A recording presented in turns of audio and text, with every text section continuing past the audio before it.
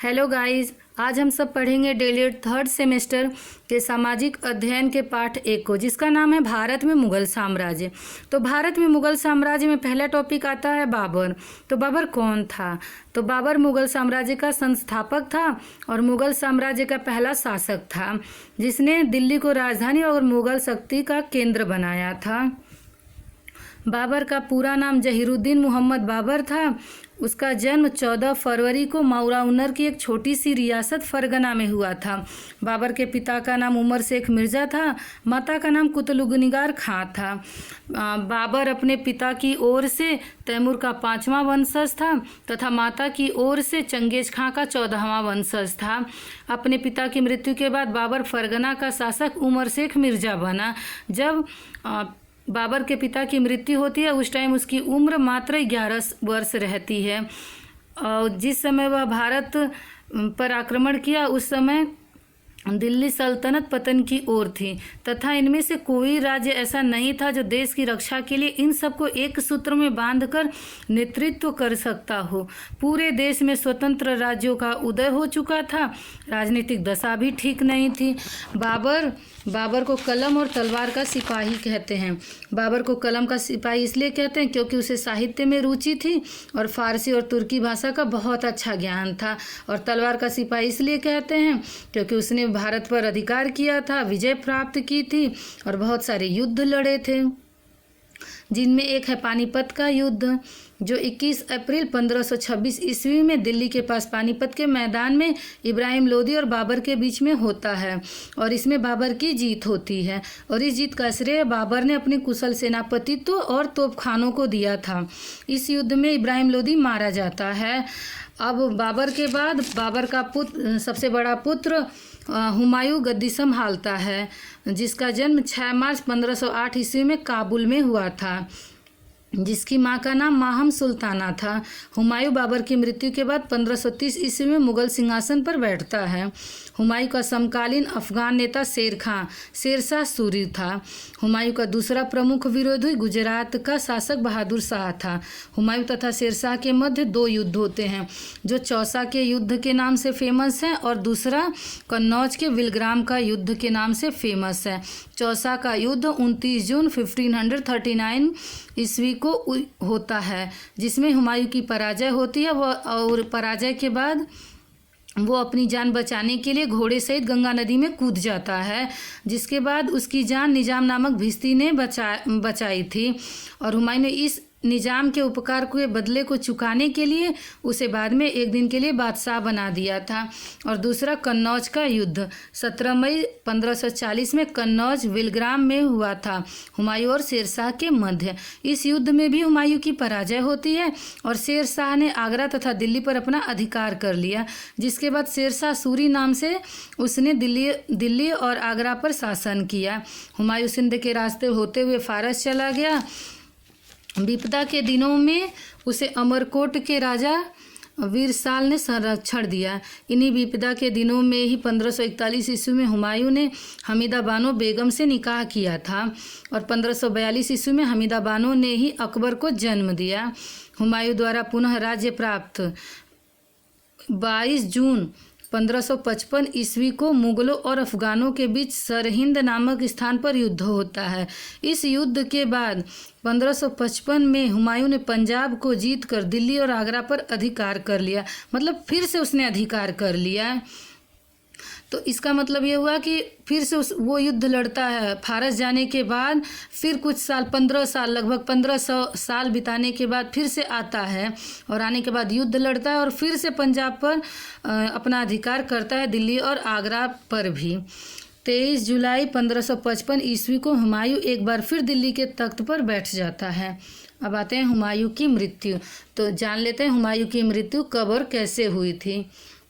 तो हुमायूं की मृत्यु जनवरी 1556 ईस्वी में दिल्ली में दीन पनाह भवन जो शेरशाह सूरी ने बनवाया था, बाद में इसने उसको पुस्तकालय के रूप में तब्दील कर लिया था, जिसकी सीढ़ियों से उतर रहा था और पैर फिसलने से गिर गया, जिसके बाद हुमायूं की मृत्यु हो जाती है।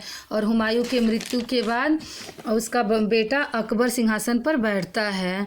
अकबर का जन्म 15 अक्टूबर 1542 ईस्वी में हुआ था। अकबर का हुमायूं के निर्वासन काल में अमरकोट के राजा वीरसाल के यहाँ ही जन्म हुआ था। पिता सबको पता ही हुमायूं है, माता हामिदा बानो बेगम है। अकबर का जन्म 15 अक्टूबर को होता है। अकबर का पूरा नाम जलालुद्दीन मोहम्मद अकबर रखा गया था। अपने पिता की मृत्यु के बाद वो शासन करते हैं। जिस समय उनके पिता की मृत्यु हुई थी उस समय अकबर की उम्र मात्र 14 वर्ष थी। पिता की मृत्यु के बाद 1556 ईस्वी में बैरम खां ने अकबर का कलनौर नामक स्थान पर राज्याभिषेक कर दिया था। अकबर के पिता के मृत्यु के बाद पहली कठिनाई आदिल शाह सूरी के मंत्री हेमू ने प्रकट की थी अकबर के सामने, जिसने हुमायूं की मृत्यु के बाद दिल्ली पर अधिकार कर स्वयं को स्वतंत्र शासक घोषित कर दिया था और विक्रमादित्य की उपाधि भी धारण कर ली थी। 1556 ईस्वी में अकबर और हेमू के बीच में पानीपत के मैदान में युद्ध होता है, जिसमें सिर्फ और सिर्फ इसमें अकबर नाम मात्र का रोल प्ले करते हैं। मेन युद्ध तो हेमू और बैरम खां के बीच में होता है, जिसमें दोनों की सेनाओं में घमासान युद्ध होता है और शत्रु सेना का एक तीर हेमू की आंख में लगा और हेमू पकड़ा गया, जिसके बाद बैरम खां ने उसे मार दिया। इस प्रकार दिल्ली और आगरा पर अकबर का अधिकार हो जाता है। अकबर की नीतियाँ, आइए फ्रेंड्स अब हम सब जान लेते हैं अकबर की नीतियों के बारे में। अकबर एक चतुर सम्राट था। वह जानता था कि हिंदुओं के सहयोग के बिना न तो वह अपना साम्राज्य ज़्यादा बड़ा कर सकता है और न ही इसे बनाए रख सकता है। इसलिए उसने अनेक हिंदू राजपूत राजाओं की बेटियों से शादी कर ली और अनेक हिंदू राजाओं को अपना मनसबदार बनाया और कुछ को दोस्त बनाया तो कुछ जो नहीं माने, ना तो रिश्तेदार बने, शादी नहीं किया उन्होंने, कुछ भी नहीं किया उन्होंने, उनसे युद्ध किए और विजय प्राप्त की। 1562 में युद्ध बंदियों को गुलाम बनाने की प्रथा को समाप्त कर दिया, तो 1563 में तीर्थयात्री कर समाप्त कर दिया। वहीं 1564 ईस्वी में हिंदुओं से लिया जाने वाला जजिया कर समाप्त कर दिया। अकबर ने संपूर्ण भारत को जीतने के लिए दल बल भेद मित्रता की नीति का सहारा लिया। अब आइए जान लेते हैं हम सब अकबर की धार्मिक नीतियाँ। अकबर सभी धर्मों के प्रति उदार था। उसने सर्वमान धर्म दीन ए इलाही की स्थापना की थी। उसने फतेहपुर सिकरी में एक इबादत खाना भी बनवाया था, जहां सभी धर्मों के लोगों के साथ धार्मिक चर्चा किया करता था। 1605 ईस्वी में अकबर की मृत्यु हो जाती है और अकबर की मृत्यु के बाद उसका बेटा जहांगीर, जिसका नाम सलीम था, वो राजगद्दी पर बैठता है। सलीम का जन्म 30 अगस्त 1559 ईस्वी को फतेहपुर स्थित शेख सलीम चिश्ती की कुटिया में आमेर की राजकुमारी राजा भारमल की पुत्री हरखाबाई के गर्भ से होता है, जिनको बाद में मरियम उज्जमानी भी कहा गया। मरियम उज्जमानी उनको कहते हैं जो बड़े बेटे को जन्म देती हैं। जहांगीर का पहला विवाह मानबाई से हुआ था। मानबाई ने ही खुसरो को जन्म दिया था। मानबाई मानसिंह की बहन थी।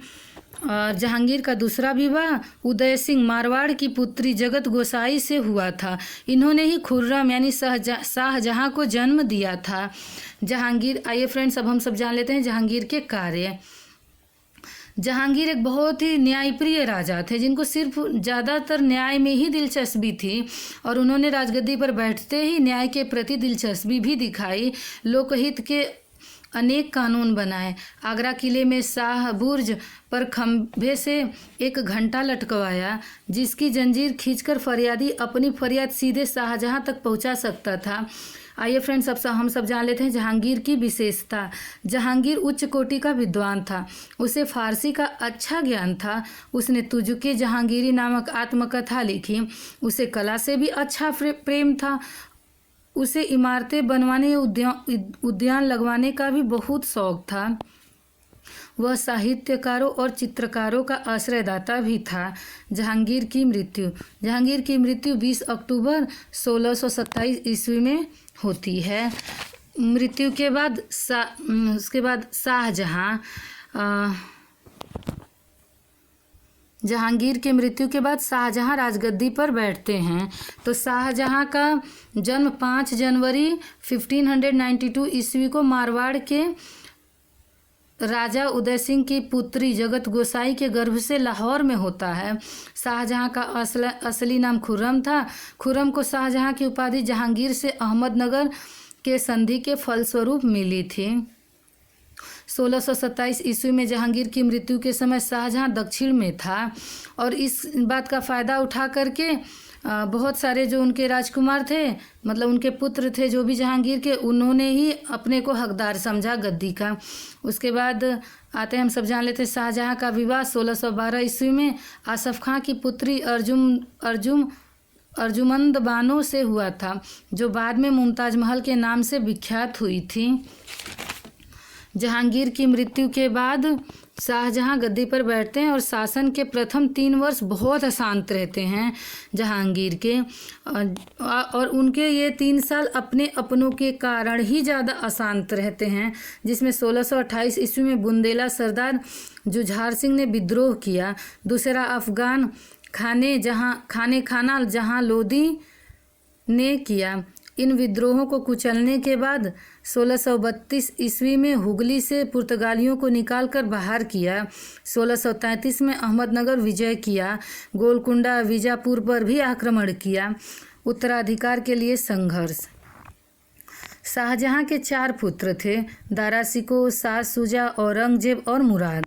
शाहजहाँ के जीवन काल में ही चारों भाइयों में गद्दी के लिए संघर्ष प्रारंभ हो गया। तभी शाहजहाँ जिंदा ही थे, तभी ये चारों भाई आपस में ही लगे थे गद्दी को लेकर के संघर्ष करने। मतलब सबके अंदर ये चाह थी कि मैं गद्दी पर बैठूं, जिसमें शाहजहाँ की बेटियों ने भी बढ़ चढ़ कर हिस्सा लिया। सबने किसी न किसी शहजादे का साथ दिया। अब आइए फ्रेंड्स, हम सब जान लेते हैं शाहजहाँ के अंतिम वर्ष। शाहजहाँ के अंतिम 8 वर्ष बहुत दुखदायी थे, क्योंकि ये 8 वर्ष आगरा के किले में ही उनको एक बंदी की तरह गुजारने पड़े थे। और बंदी भी किसने बनाया था? तो उनके ही पुत्र औरंगजेब ने 1658 से लेकर 1666 ईस्वी में। और इन दुखदाई दिनों में शाहजहाँ की बड़ी पुत्री जहाँ आरा ने उनका साथ दिया था, उनके साथ रह करके उनकी सेवा की थी। और शाहजहाँ की 1666 में मृत्यु हो जाती है और बाद में उनको एक मतलब कॉमन नौकरों के द्वारा ही ताजमहल में उनकी वाइफ मुमताज महल के नज़दीक दफना दिया जाता है। उसके बाद गद्दी पर बैठता है औरंगजेब। औरंगजेब का असल में नाम मुहीउद्दीन मोहम्मद औरंगजेब था। उसका जन्म 3 नवंबर 1618 ईस्वी में उज्जैन के निकट दोहद नामक स्थान पर हुआ था। माँ का नाम मुमताज महल था, पिता का नाम शाहजहाँ था। औरंगजेब का विवाह 1637 ईस्वी में फारस राजघराने की राजकुमारी दिलरास बानो बेगम से यानी राबिया बीबी से हुआ था। औरंगजेब का राज्याभिषेक 21 जुलाई 1658 ईस्वी को दिल्ली में हुआ था। शुजा और दारा को अंतिम रूप से परास्त करने के बाद पुनः 5 जून 1659 ईस्वी को राज्याभिषेक कराया। शुजा और दारा शिकोह औरंगजेब के अपने भाई थे, जिसको अंतिम रूप से परास्त करने के बाद फिर से उसने राज्याभिषेक कराया। और औरंगजेब की धार्मिक नीतियाँ क्या थीं? तो औरंगजेब कट्टर रूढ़िवादी सुन्नी मुसलमान था। उसने कुरान को अपने शासन का आधार बनाया था और उसके शासनकाल में हिंदुओं को और बहुत कष्ट उठाने पड़े थे। और जो सुन्नी मुसलमान थे वो तो ठीक था, पर जो शिया मुसलमान थे उनके साथ भी वो जातियाँ किया करता था। औरंगजेब ने सत्ता संभालते हुए निम्न परिवर्तन किए। औरंगजेब ने तड़क भड़क का परित्याग करके सादगी का जीवन अपनाया। मदिरा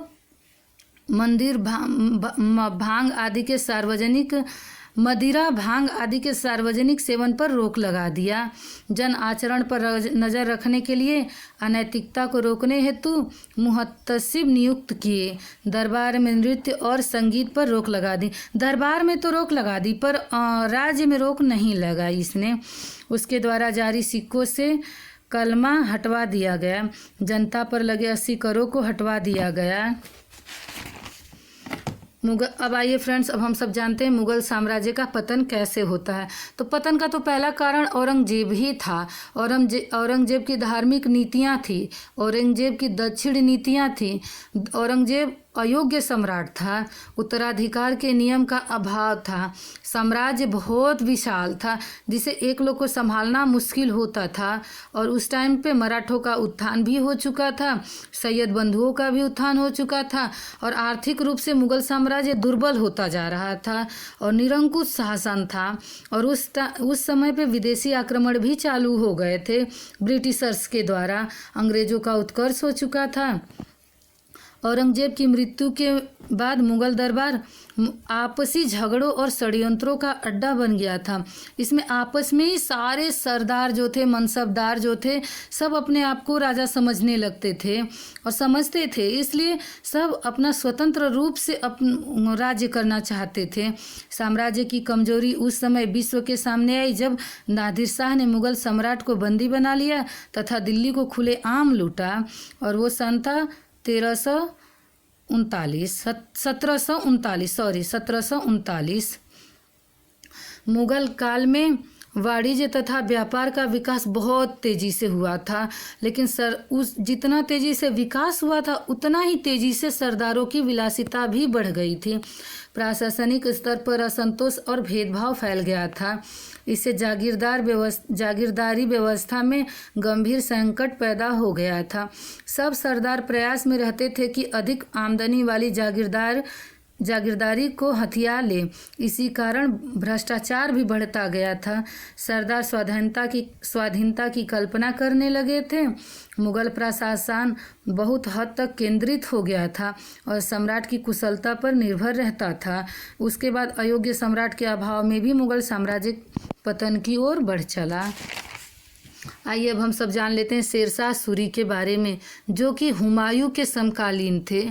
और शेरशाह का जन्म संभवतः 1472 ईस्वी में बैजवाड़ा होशियारपुर नामक स्थान पर हसन की अफगान पत्नी के गर्भ से हुआ था। शेरशाह